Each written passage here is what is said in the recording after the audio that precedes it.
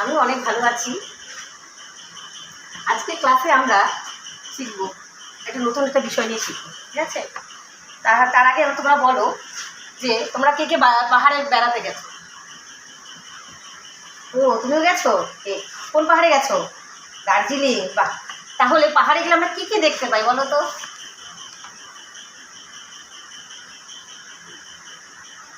পাহাড়ে গেলে আমরা কিন্তু অনেক ধরনের পাথর দেখতে পাই। সেই পাথরগুলো অনেক আকারের হয়, আকৃতি হয় এবং বিভিন্ন রঙেরও হয়, তাই না? এবং আর তারপরে আমরা কি দেখতে পাই বলো তো? এই পাথরগুলোর গায়ে অনেক সময় কি হয়, অনেক সময় ভাঙন বা ফাটল দেখতে পাই। হ্যাঁ, এই ফাটলগুলো কিভাবে হচ্ছে?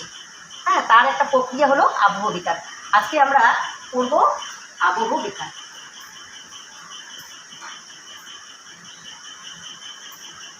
এখানে এই আবহ বিকারের মধ্যে দুটো শব্দ মিলে কিন্তু এই টপিকটা রয়েছে। আর ইংলিশে কি বলে? ওয়েদারিং। আবহ মানে এখানে আবহাওয়া, হ্যাঁ। আর বিকার কথা হচ্ছে হলো পরিবর্তন।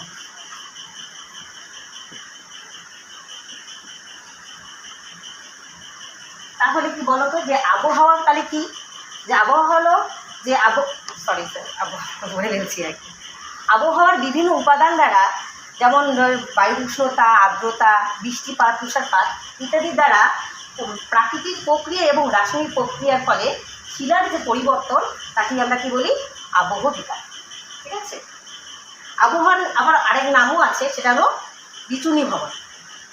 তাহলে বিচূর্ণী ভবন কেন বলা হয়? যে শিলা যেহেতু চূর্ণ বিচূর্ণ হয়ে যাচ্ছে, তাপ আর উষ্ণতা অনেক কারণ আছে প্রাকৃতিক কারণের জন্য, তাহলে এই যে বিচূর্ণ ভবনের জন্য আমরা কি বলি? আবহ বিকারকে বিচূর্ণী ভবন।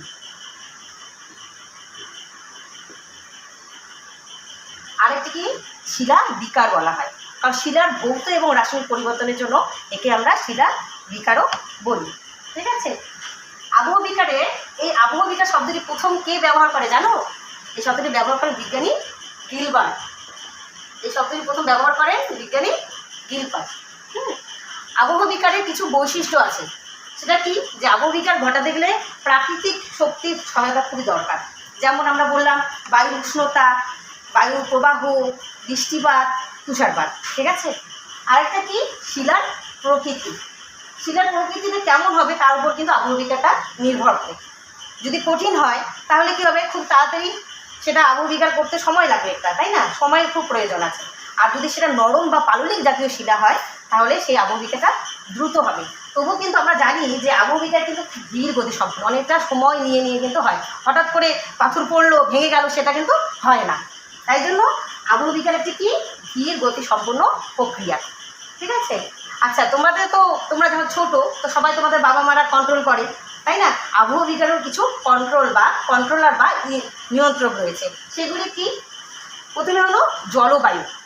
জলবায়ু কি? যে জলবায়ু যদি উষ্ণ মরু জলবায়ু হয় সেখানে বেশি যান্ত্রিক আবহ বিকার হবে। কেন?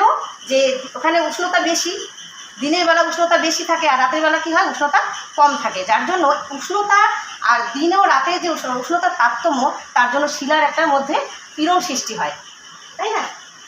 এই কিরণের ফলে কি হয়? শিলার মধ্যে ফাটল সৃষ্টি হয়। আরেকটা কি? শীতল অঞ্চলে যখন আমরা যাব সেখানে দেখবো যে পাহাড়ের গায়ে যদি কোনো ফাটল থাকে সেখানে কি হয়? দিনের বেলা সেই ফাটলের জল যদি জমে থাকে সেটা কিন্তু ঠান্ডা হতে হতে একসময় বরফে পরিণত হয়। আমরা তো জানি যে বরফ জমে গেলে কি হয়? আয়তনে বেড়ে যায় এবং তাহলে কি হয়? শিলার মধ্যে প্রচুর চাপের সৃষ্টি হয়, যার জন্য শিলার মধ্যে কিন্তু ভাঙন সৃষ্টি হয় বা দারুণ সৃষ্টি হয় বা ফাটলের সৃষ্টি হয়। তাহলে একে কি বলা হয় জানো? একে বলা হয় তুহিন খণ্ডীকরণ প্রক্রিয়া। এটাও একটা শিখলাম যে শীতল অঞ্চলে যে আবহ বিকারটা হয় সেটা কি বলা হয়, সেটাকে আমরা কি বলতে পারি, ঠিক আছে? আর একটা কি রয়েছে যে উষ্ণ ক্রান্তীয় যদি অঞ্চল হয় সেখানে কিন্তু বৃষ্টিপাত এবং উষ্ণতা দুটোই ব্যালেন্স থাকে, যার জন্য এখানে রাসায়নিক এবং যান্ত্রিক আবহ বিকার সংঘটিত হয়। তাহলে তোমাদের কিছু আমি প্রশ্ন করছি, দেখি তোমরা পারো কি না।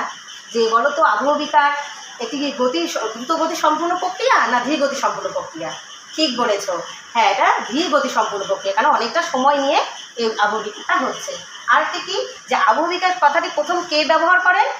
গিলবার্ট। ভেরি গুড, গিলবার্ট প্রথম ব্যবহার করেন। তাহলে আমরা কিছু প্রশ্ন আমরা করব, যেগুলো তোমরা বাড়ি থেকে করে নিয়ে আসবে, না হলে আমি পরের দিন করে দেবো।